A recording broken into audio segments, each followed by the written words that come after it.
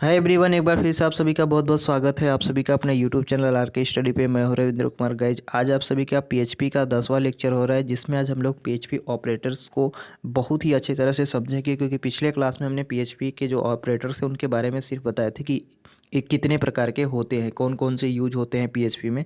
उसके आगे हमने नहीं बताए थे कि नेक्स्ट क्लास जो होगी उसमें हम लोग पीएचपी के ऑपरेटर्स को अच्छी तरह से आइडेंटिफाई करेंगे और वहाँ पे समझा देंगे आपको। ठीक है, तो जितने लोग यहाँ पे क्लास को देख रहे हैं सभी लोग सेशंस को शेयर कर देंगे।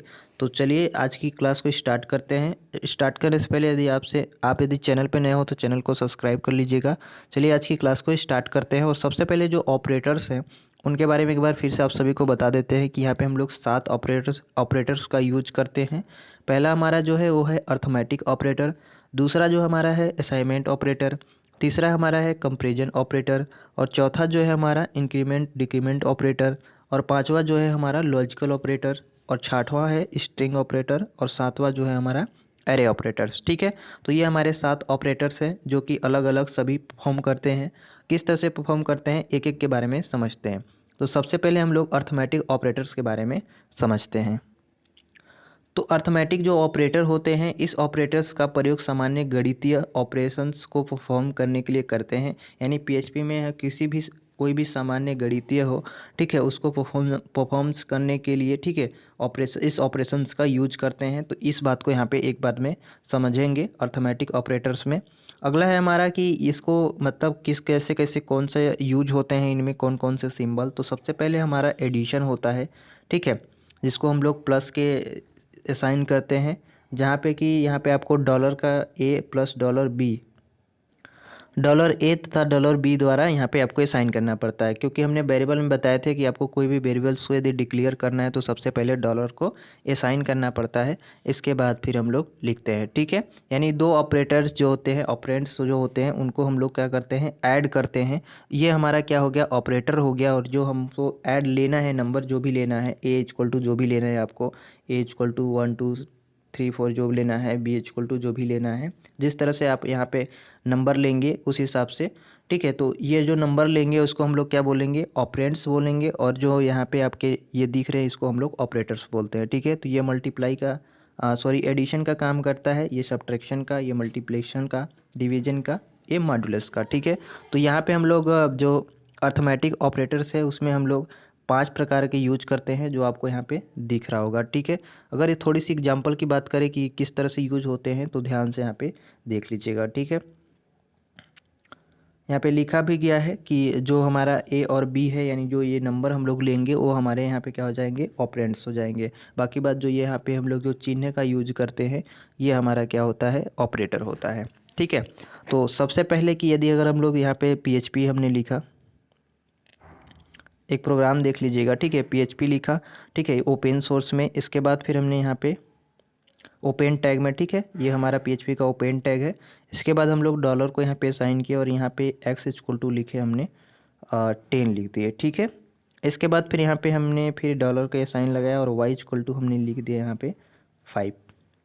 ठीक है, अब यहाँ पे हमने इको में लिखा, इको में यहाँ पे हमने लिखा और डॉलर को असाइन किया और एक्स यहाँ पे भागे का असाइन किया और यहाँ पे हमने डॉलर को लिख दिया वाई। ठीक है, और यहाँ पे ध्यान में रखिएगा कि सब में लास्ट में सेमी कॉलम लगाना है। ठीक है, इसके बाद फिर इसको भी हम लोग सेमी कॉलम लगाकर क्लोज कर दिए। इसके बाद फिर यहाँ पे हमने जो इसका क्लोजिंग टैग है, ठीक है, उसको लगा के यहाँ पे क्लोज कर दिया। ठीक है, तो अब बताइए इसका जो आउटपुट है क्या आएगा। जिसका जो आउटपुट है, यदि हम लोग डिवीजन कर रहे हैं, ठीक है, तो इसका आउटपुट क्या आ जाएगा, इसका आउटपुट आ जाएगा 12/5 हो जाएगा। तो इसका 10/5 हो जाएगा। तो इसका जो आउटपुट आएगा वो क्या जाएगा, 2 आ जाएगा। ठीक है, तो हमारा यहाँ पे आउटपुट इस प्रोग्राम का 2 आ जाएगा। तो कुछ इस तरह से हम लोग इस ऑपरेटर्स का यूज करते हैं और इस तरह से एक प्रोग्राम में परफॉर्म करते हैं। ठीक है, तो ये आप समझ गए होंगे। दूसरा हमारा है असाइनमेंट ऑपरेटर। अब ये असाइनमेंट ऑपरेटर क्या होता है, ध्यान से समझिएगा। असाइनमेंट ऑपरेटर जो है हमारा, इस ऑपरेटर का प्रयोग एक वेरिएबल की वैल्यू को दूसरे वेरिएबल की वैल्यू में असाइन करने के लिए यूज करते हैं। अब एक वेरिएबल कोई है, उसकी वैल्यू को हम लोग दूसरे वेरिएबल जो हैं उनके वैल्यू में क्या करेंगे, असाइन करेंगे। और किस तरह से असाइन करेंगे समझिएगा। यहाँ पे हम लोग सबसे ज़्यादा इक्वल का यूज करते हैं। तो जो इक्वल है, ठीक है, यहाँ पे देख सकते हैं इतने सारे यूज होते हैं, तो आपको एक बता देते हैं यहाँ पे। जैसे ये इक्वल जो है, इक्वल ये सबसे बेसिक कहते हैं, बेसिक असाइनमेंट ऑपरेटर है, जिसका अर्थ है कि कोई भी राइट साइड में, यानी कोई भी राइट साइड वाले अगर वेरिएबल्स हैं, यानी इस साइड में जो वेरिएबल्स हैं, कोई भी राइट साइड अगर वेरिएबल्स होंगे, ठीक है, उस वैल्यू को क्या करेगा, लेफ्ट साइड वाले वेरिएबल्स में असाइन कर देगा, माने इस साइड में असाइन कर देगा। अब जैसे समझिएगा, जैसे कि यहाँ पे आपको दिया गया है a plus equal to B दिया गया है, ठीक है, A plus B equal to B दिया गया है, A plus B equal to B दिया गया है। तो यहाँ पे ए प्लस बी जो है वो राइट साइड में है। अब इस ऑपरेटर्स का क्या करेगा कि ये हमारा जो लेफ्ट साइड में है वहाँ पे हम लोग को असाइन कर देगा, ठीक है। यानी इसको हम लोग को बना दिया क्या, A equal to A plus B. इसी तरह यहाँ पे यदि माइनस से इक्वल हो तो यहाँ पे हम लोग क्या करेंगे, ए इक्वल टू, इसको हम लोग लिख सकते हैं A equal to A minus P. गुणा है तो इस तरह लिखेंगे, भाग है तो इस तरह से लिखेंगे, ठीक है। डॉट है तो इस तरह से लिखेंगे, परसेंटेज हो तो मॉडुलस हो तो इस तरह से लिखेंगे, ठीक है। तो यहाँ पे इस बात को समझ गए होंगे कि जो भी इधर की जो लेफ्ट साइड की होती है, ठीक है, वो सॉरी जो राइट साइड की होती है वो हमारा क्या करता है, वो हमारा लेफ्ट साइड में कन्वर्ट कर देता है कुछ इस तरह से, जो कि आप सभी को यहाँ पे दिख रहा होगा। तो असाइनमेंट ऑपरेटर्स में इतने ऑपरेटर यूज होते हैं। अगला हमारा जो है कंपैरिजन ऑपरेटर। अब कंपैरिजन ऑपरेटर का यूज किस लिए करते हैं, ध्यान से समझिएगा। कंपैरिजन ऑपरेटर का प्रयोग दो वैल्यू को कंपेयर करने के लिए करते हैं। दो वैल्यू को कंपेयर का करने कहने का मतलब क्या है कि इनके दो वैल्यू जो है हमारे, इनके वेरिएबल्स की जो दो वैल्यू है, वेरिएबल्स की वैल्यू के मध्य तुलना करने का जो भी इनका होगा, कंपेयर करने के लिए किया जाता है। जैसे कि यहाँ पे आपके कुछ ऑपरेटर्स दिए गए हैं जो यहाँ पे देख लीजिएगा। जैसे कि डबल इक्वल यहाँ पे दिया गया है, तो डबल इक्वल का मतलब है कि अगर दो वैल्यू को यदि यहाँ पे दो वैल्यू हैं, ठीक है, दो वेरिएबल्स की वैल्यू हैं, ध्यान से सुनिएगा, दो वेरिएबल्स की यदि वैल्यू हैं, जैसे कि यहाँ पे वेरिएबल्स 1 और वेरिएबल 2 दिया गया है, ठीक है, तो अगर दो वेरिएबल की वैल्यू समान है तो यह ट्रू रिटर्न करता है। क्या करता है, ट्रू रिटर्न करता है। जैसे पे यहाँ पे वेरिएबल्स को हम लोग को कहीं पे भी यदि वेरिएबल को असाइन करना है तो सबसे पहले तो डॉलर को असाइन लगाते हैं। तो ये दिमाग में बना लीजिएगा कि यहाँ पे डॉलर क्यों लगाया गया है, ठीक है।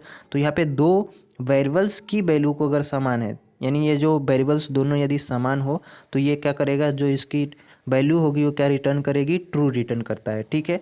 तो ये बात यहाँ पे इसकी है। अगला है हमारा यहाँ पे सेकेंड जो है आपका, अगला आपका है यहाँ पे नॉट इक्वल, ठीक है। तो नॉट इक्वल में क्या होता है, यहाँ पे इसी तरह आप सभी को दिखाना है, वेरिएबल 1 वेरिएबल 2 बीच में आपको नॉट इक्वल लगाना है। यहाँ पे लिखा है कि is not the same value as. अब नॉट इक्वल का कहने का मतलब है कि दो वेरिएबल्स की वैल्यू समान नहीं है तो ये ट्रू रिटर्न करता है। यानी अगर ये दोनों वैल्यू यदि समान नहीं है, दोनों वेरिएबल्स की यदि वैल्यू समान ना हो, ठीक है, वेरिएबल्स 1 वेरिएबल्स 2 की वैल्यू जो होगी उसके समान ना हो, तो ये क्या करता है, ये जो रिटर्न देता है वो क्या देता है, ट्रू रिटर्न देता है, ठीक है। अगला हमारा है यहाँ पे ये जो लेस देन है, ठीक है, यानी वेरिएबल लेस देन यहाँ पे हो जाएगा वेरिएबल 2। यानी लेस देन ये क्या प्रदर्शित करता है, यह प्रदर्शित करता है कि इसकी जो हमारा जो ये वेरिएबल्स फर्स्ट है, ठीक है, वेरिएबल्स जो हमारा फर्स्ट है और ये हमारा वेरिएबल जो सेकंड है, इसमें लेस देन किसका है, यहाँ पे लेस देन हमारा किसका है, वेरिएबल्स 1 का। यानी हमारा जो वेरिएबल 1 है वो क्या है, छोटा है, किससे, वेरिएबल्स 2 से। यानी जिस तरफ मुंह होगा वो हमारा बड़ा होगा और जिस तरफ बंद होगा, ठीक है, जिस तरफ हम लोग बोल सकते हैं उधर क्या हो जाएगा, यहाँ पे हमारा क्या हो जाएगा, ये हमारा छोटा हो जाएगा, ठीक है। तो जस्ट इसका यहाँ पे ग्रेटर देन दिया गया है, तो ग्रेटर देन में क्या हो जाएगा, हमारा वेरिएबल जो फर्स्ट होगा वो हमारा बड़ा हो जाएगा और ये जो वेरिएबल 2 दिया गया यहाँ पर है हमारा, ये छोटा हो जाएगा, ठीक है। तो ये हमारा बड़ा का प्रदर्शित करता है, ये हमारा छोटे का, ठीक है। तो ये इस तरह से हम लोग इस सब का यूज करते हैं। और अगला है हमारा, यहाँ पे देख सकते हैं greater than of equal to, ठीक है, यानी ग्रेटर देन और इक्वल दोनों दिया गया है। तो यह बताता है कि जो हमारा यहाँ पे वेरिएबल्स 1 और वेरिएबल 2 दिया गया है, ये बताता है, यहाँ पे देख सकते हैं लेस देन और इक्वल टू लिखा है। इसका मतलब है, कहने का मतलब है कि या तो यह क्या हो जाएगा, वेरिएबल्स 1 छोटा हो सकता है या वेरिएबल्स 2 छोटा हो सकता है या बराबर हो सकता है। ठीक है, जस्ट इसका उल्टा जो हमारा दिया गया है, ये हमारा ग्रेटर देन इक्वल दिया है, ग्रेटर देन इक्वल टू दिया गया है। इसका कहने का मतलब है कि जो वेरिएबल 1 और वेरिएबल 2 है ग्रेटर देन और इक्वल टू, यानी कहने का मतलब है कि जो वेरिएबल्स 1 है वो हमारा बड़ा हो सकता है या फिर बराबर हो सकता है, या वेरिएबल्स 2 हमारा बड़ा हो सकता है या तो बराबर हो सकता है। ठीक है, तो ये चीज़ें इनमें थी जो इन सभी का इस तरह से कुछ यूज होता है प्रोग्राम में। तो आई होप कि जो इनके कंपैरिजन ऑपरेटर्स है इनके कैसे कैसे यूज होते हैं, क्या प्रदर्शित करते हैं, इस बात को आप यहाँ पे समझ गए होंगे। अगला हमारा है पीएचपी में इंक्रीमेंट और डिक्रीमेंट ऑपरेटर। ठीक है, अब इंक्रीमेंट और डिक्रीमेंट मतलब क्या हो गया, अब साफ साफ यहाँ पे समझ में आ रहा होगा कि इंक्रीमेंट माने बढ़ेगा, डिक्रीमेंट माने घटेगा। यानी यहाँ पे पीएचपी इंक्रीमेंट का प्रयोग वेरिएबल्स की वैल्यू में इंक्रीमेंट करने के लिए किया जाता है, और पीएचपी में डिक्रीमेंट का प्रयोग वेरिएबल्स की वैल्यू को डिक्रीमेंट करने के लिए करते हैं। यानी जो भी हमारे वेरिएबल्स की वैल्यू है, सारे तो जितने भी यहाँ पे हमने अभी ऑपरेटर्स पढ़े हैं वो हम लोग वेरिएबल्स पे ही परफॉर्म करेंगे। तो वेरिएबल्स की वैल्यू को या तो घटेगा या तो बढ़ेगा। ठीक है, तो कुछ इसके एग्जाम्पल यहाँ पे देख सकते हैं, यहाँ पे दिए गए हैं। तो सबसे पहले ऑपरेटर यहाँ पे दिया गया, सबसे पहले डबल प्लस डॉलर, फिर यहाँ पे गुणे का चिन्ह लिखा गया है, यहाँ पे लिखा है प्री इंक्रीमेंट यहाँ पे, और डिस्क्रिप्शन में लिखा है इंक्रीमेंट $x/1 देन रिटर्न यहाँ पे $x। अब इसका मतलब समझिए, यहाँ पे कह रहा है कि increment $x/1 then return $x है ये। ठीक है, गुणे का चिन्ह नहीं है, यहाँ पे x है। इसका कहने का मतलब यहाँ पे ये है कि यदि अगर हम लोग $x की वैल्यू में अगर एक वृद्धि करते हैं तो हमारा जो $x की जो वैल्यू होगी वो रिटर्न करेगा। ठीक है, यानी यदि अगर हम लोग इसमें 1 का बढ़ा देते हैं, इंक्रीमेंट कर देते हैं, बढ़ा देते हैं, वृद्धि कर देते हैं, $x में यदि वृद्धि कर देते हैं 1 का, तो हमारा जो रिटर्न वैल्यू क्या आ जाएगा, $x आ जाएगा। ठीक है, और यहाँ पे जैसे यहाँ पे पोस्ट इंक्रीमेंट दिया गया है, मैंने ये अब पीछे कर दिया है, $x प्लस प्लस कर दिया है। तो इसमें क्या कह रहा है कि return $x then increment $x/1। यहाँ पे कह रहा है, यहाँ पे जस्ट उल्टा कह रहा है कि यहाँ पे रिटर्न $x, यानी जब हम लोग को इसकी वैल्यू रिटर्न होती है, यानी $x की वैल्यू रिटर्न करता है, इसके बाद हम लोग $x में 1 की वृद्धि करते हैं। पहले यहाँ पे क्या हो रहा था कि पहले हम लोग यहाँ पे 1 में $x में 1 का क्या कर रहे थे, इंक्रीमेंट कर रहे थे, यानी वृद्धि कर रहे थे, तब हमारा रिटर्न आ रहा था। ठीक है, और सबसे पहले यहाँ पे अब रिटर्न करना पड़ रहा है, इसके बाद हम लोग यहाँ पे इंक्रीमेंट कर सकते हैं। उसी तरह यहाँ पे आपको प्री डिक्रीमेंट और पोस्ट डिक्रीमेंट का करना पड़ेगा। ठीक है, प्री डिक्रीमेंट में यहाँ पे देख सकते हैं डबल यहाँ पे माइनस दिया गया है, इसके बाद फिर $x लिखा गया है। Decrement $x/1 then return $x। यहाँ पे अगर हम लोग एक को घटाते हैं, डिक्रीमेंट करते हैं $x में, एक को घटाते हैं तो हमारा रिटर्न, तब हमारा रिटर्न $x आ जाएगा। और यदि सबसे पहले अगर हम लोग पोस्ट डिक्रीमेंट में देखें तो यहाँ पे हमारा $x जो है वो क्या करेगा, सबसे पहले यदि अगर उसको हम लोग रिटर्न देते हैं, इसके बाद हम लोग एक को घटा सकते हैं। तो ये कुछ इनके जो उपयोग थे कुछ इस तरह से हैं।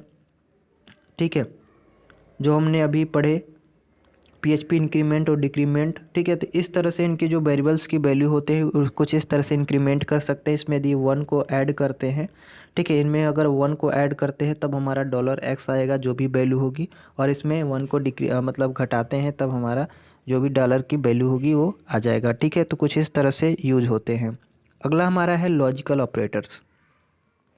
तो पांचवा है हमारा लॉजिकल ऑपरेटर्स। अब लॉजिकल ऑपरेटर्स क्या होते हैं, ध्यान से समझिएगा। लॉजिकल ऑपरेटर का प्रयोग कंडीशनल स्टेटमेंट को कंबाइन करने के लिए करते हैं। अब कंडीशनल स्टेटमेंट आपने तो पढ़ा ही होगा। लॉजिकल ऑपरेटर्स में हम लोग क्या करेंगे कि कोई भी कंडीशनल ऑपरेटर है, कोई भी ऑपरेटर्स का प्रयोग यदि कंडीशनल स्टेटमेंट है उसको कंबाइन करने के लिए करते हैं। अब इसके एग्जांपल से समझिएगा। यहाँ पे आप लोग देख सकते हैं ऑपरेटर डिस्क्रिप्शन, और यहाँ पे लिखा गया है एग्जांपल। डबल एंड, यानी एंड लिखा है A=5 और B=10।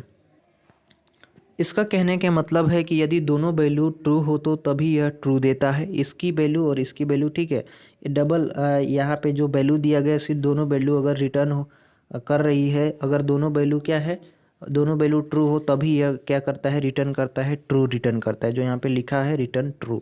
अब हमारे यहाँ पे और दिया गया है जिसको हम लोग x और वाई लिख सकते हैं या फिर और कुछ ए और वाई लिख सकते हैं। तो इसमें क्या है कि इसमें ए इक्वल टू 5 और बी इक्वल टू 10 दिया गया है, यानी अगर दोनों वैल्यू फॉल्स हो तभी यह फॉल्स होता है। ठीक है, यहाँ पे यदि अगर दोनों वैल्यू फॉल्स हो तभी यह क्या होगा, फॉल्स होगा, अथवा ये ट्रू हो जाएगा। ठीक है, अगला है हमारा नाट। ठीक है, नाट में दिया गया H equal to 5 B equal to 10 दिया गया है। अब यहाँ पे कंडीशन क्या है, ध्यान से सुनिएगा कि यह सब वैल्यू यानी इनकी जितनी भी वैल्यू दिया गया है ए बी की दोनों वैल्यू को क्या करेगा, इन्वर्स कर देता है, तभी हमारा रिटर्न जो आता है वो क्या आता है, ट्रू आता है। ठीक है, तो ये तीनों कुछ इस तरह से जो आप लोग यहाँ पे समझ गए होंगे कि इनका प्रयोग किस तरह से होता है।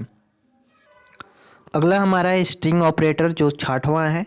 ठीक है, और एक लास्ट है 7वां, तो इसको ध्यान से पढ़िएगा। ये हमारा क्या है कि इस ऑपरेटर्स में हम लोग क्या करते हैं कि यह दो स्ट्रिंग टाइप के जो डाटा टाइप होते हैं उनको डिजाइन करते हैं, कर सकते हैं स्ट्रिंग ऑपरेटर में स्पेशली स्ट्रिंग डाटा टाइप को डिजाइन करते हैं। ठीक है, अब ये किस तरह से डिजाइन करते हैं देखिएगा। अब जैसे सबसे पहले आपका यहाँ पे दिया गया है, तो सबसे पहला जो है हमारा वो हमारा है डॉट। ठीक है, अब इसका क्या करते हैं, इसका यूज किस लिए करते हैं, तो ये दो स्ट्रिंग को आपस में जोड़ने का काम करता है। ठीक है, यानी नंबर 1 और नंबर 2, जैसे यहाँ पे दिया गया है यहाँ पे दिया गया है TXT डॉलर में 1 और यहाँ पे डॉट दिया है $TXT2। अब इन दोनों को जोड़ने का वर्क करता है कौन, ये दो स्ट्रिंग है। फर्स्ट स्ट्रिंग आपने देख लिया, ये सेकेंड स्ट्रिंग है। इन दोनों स्ट्रिंग को क्या करेगा, आपस में जोड़ने का वर्क करता है जो हमारा डॉट है। अब यहाँ पे डॉट इक्वल है, अब इसका क्या यूज होता है।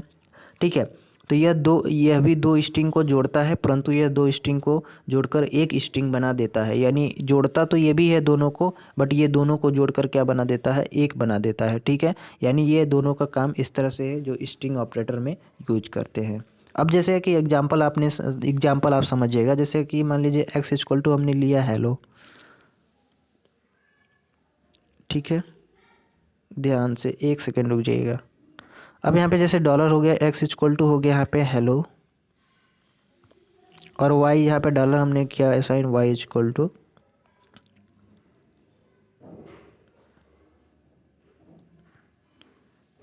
एक्स इक्वल टू हमने लिखा क्या, हेलो, और वो यहाँ पे हमने डॉलर को असाइन किया, वो यहाँ पे वाई इक्वल टू हमने लिखा वर्ड। ठीक है, ये दोनों आप यहाँ पे लगा लीजिएगा, इनवाइटेड कामा में रहेगा। ठीक है, अभी समझिए बात को। तो यहाँ पे ये दो हमारे अलग अलग हो गए। ठीक है, यहाँ पे हमारे दो अलग अलग हो गए, दो स्ट्रिंग हो गए, एक तो हमारा हेलो हो गया अलग और ये हमारा वर्ड हो गया। तो इन दोनों को क्या करेगा, एक साथ जोड़ देगा। क्या करेगा, एक साथ जोड़ देगा, स्ट्रिंग का यही काम है। तो ये हमारा यहाँ पे हमारा जो आउटपुट आ जाएगा क्या आ जाएगा, हेलो वर्ड आ जाएगा। ठीक है, यानी दोनों को क्या करेगा, जोड़ देगा। तो स्ट्रिंग ऑपरेटर का प्रोग्राम में इस तरह से यूज करते हैं, दो अलग अलग नाम है तो उनको दोनों को क्या कर देगा, जोड़ देगा। ठीक है, तो ये हमारे स्ट्रिंग ऑपरेटर थे। अब हमारा लास्ट जो है हमारा एरे ऑपरेटर्स है, इसके बारे में यहाँ पे समझते हैं। ठीक है, तो एरे ऑपरेटर्स जो होते हैं हमारे एरे ऑपरेटर्स की तुलना के लिए इस ऑपरेटर्स का प्रयोग करते हैं, जो कि यहाँ पे आप सभी को दिख रहा होगा। और थोड़ा सा जो हमारे एरे ऑपरेटर्स होते हैं, ठीक है, ये ऑपरेटर्स दो एरे कंपेयर करने के वर्क करते हैं, दो एरे को क्या करते हैं, कंपेयर करने के वर्क करते हैं। जैसे पे यहाँ पे ऑपरेटर्स दिए गए हैं, नेम दिए गए, एग्जांपल दिए गए, इनका रिजल्ट क्या होगा वो भी यहाँ पे दिया गया। तो सबसे पहले प्लस दिया गया है, तो प्लस हमारा यहाँ पे नेम का हम लोग बोलेंगे, इसको यूनियन बोलेंगे, जो कि यह दो एरे को जोड़कर उनका यूनियन बनाता है, मानी एक बनाता है। ठीक है, तो यहाँ पे जैसे $x plus $y equal to क्या हमारा हो गया, जो भी वैल्यू हमारा आएगा, मान लीजिए यहाँ पे x इक्वल टू 1 ले लिए और y इक्वल टू 2 ले लिए, तो दोनों को ऐड किए तो 1 और 2 3 हो गया। तो ये हमारा करता है, जैसे कि अभी अपने अर्थमेटिक ऑपरेटर्स पढ़ा था, जस्ट लाइक उसी तरह यहाँ पे यूज होता है, बट थोड़ा सा डिफरेंट है क्योंकि यहाँ पे हम लोग एरे ऑपरेटर्स का यूज कर रहे हैं, तो यहाँ पे नाम चेंज हो जाता है। यहाँ पे हम लोग प्लस को वहाँ पे बोलते थे एडिशन, यहाँ पे यूनियन बोलते हैं। ठीक है, अब यहाँ पे डबल है इक्वल, तो यहाँ पे इक्वलिटी बोलते हैं। ठीक है, तो यहाँ पे हम लोग डबल इक्वलिटी में क्या हो जाएगा कि यदि दोनों यदि दोनों एरे की वैल्यू सभी जितने इनकी वैल्यू होगी, सभी वैल्यू यदि समान है तो ये ट्रू रिटर्न करता है। ठीक है, तो ये हमारा इसका वर्क है। अगला हमारा है यहाँ पे ट्रिपल इक्वल है, जिसको हम लोग आइडेंटिटी के नाम से जानते हैं। तो यदि दोनों एरे की सभी वैल्यू समान है तथा सभी सेम टाइप की हैं, कैसे हैं, सेम टाइप के हैं। ठीक है, तो जो इसकी रिटर्न होगा, ठीक है, वो ट्रू रिटर्न करेगा। तो इसमें इस तरह से है, यहाँ पे लिखा भी है डिस्क्रिप्शन में, जो रिजल्ट है आप पढ़ लीजिएगा। ठीक है, तो आपको यहाँ पे समझ में आ जाएगा। सबसे पहले यहाँ पर लिखा भी गया union of X and Y dollar में दिया गया है, यानी इसको दोनों को ऐड कर देंगे। Return true is dollar x and return have the same की वैल्यू पेयर। ठीक है, यानी इन दोनों को क्या करेगा, दोनों एरे के सभी वैल्यू को समान है तो ये रिटर्न क्या करेगा, ट्रू रिटर्न करेगा। अगला जो हमारा है इन इक्वालिटी है, तो इन इक्वालिटी में क्या हो जाएगा कि इन इक्वालिटी जो है return true if dollar X is not equal to Y. यानी इसका कहने मतलब है कि यदि दोनों एरे की जो वैल्यू है समान नहीं है तो ट्रू रिटर्न करता है। ठीक है, यानी दोनों जो वैल्यू हमारे होंगे, अगर एक्स वाई की वैल्यू यदि अगर हमारा ट्रू नहीं है तो हमारा जो वैल्यू होगा वो क्या ट्रू रिटर्न करता है। ठीक है, दोनों वैल्यू समान ना हो तो। अगला जो है हमारा वो है नॉट आइडेंटिटी। जो नॉट आइडेंटिटी है लास्ट है, इसमें हम लोग क्या करते हैं, return true if dollar X is not identity to dollar Y. कहने का मतलब है कि यदि दोनों एरे की वैल्यू समान नहीं है, यानी एक्स और वाई जो दो वैल्यू है हमारे, इनके जो वैल्यू है वेरिएबल्स की वो समान नहीं है और ना ही डाटा सेम टाइप के, यानी दोनों डाटा यदि एक टाइप के नहीं हैं तो हमारा ये ट्रू तब रिटर्न करता है, ट्रू रिटर्न करता है। ठीक है, तो बस आज के लिए इतना ही, ये एरे तक ही आपके थे। तो जो ऑपरेटर्स थे वो आप लोग यहाँ पे समझ गए होंगे कि जो 7 ऑपरेटर्स है किस तरह से इनका यूज होते हैं। ठीक है, तो आई होप कि आप सभी लोग की ये सभी चीज़ें समझ में आ गया होगा। नेक्स्ट क्लास में हम लोग PHP स्टेटमेंट के बारे में पढ़ेंगे, जो हम लोग इको और प्रिंट का यूज करते हैं। ठीक है, तो आई होप कि ये वीडियो पसंद आई होगी। पसंद आएगी लाइक कर दीजिएगा, चैनल पर सब्सक्राइब कर लीजिएगा। मिलेंगे नेक्स्ट वीडियो में, तब तक के लिए जय हिंद।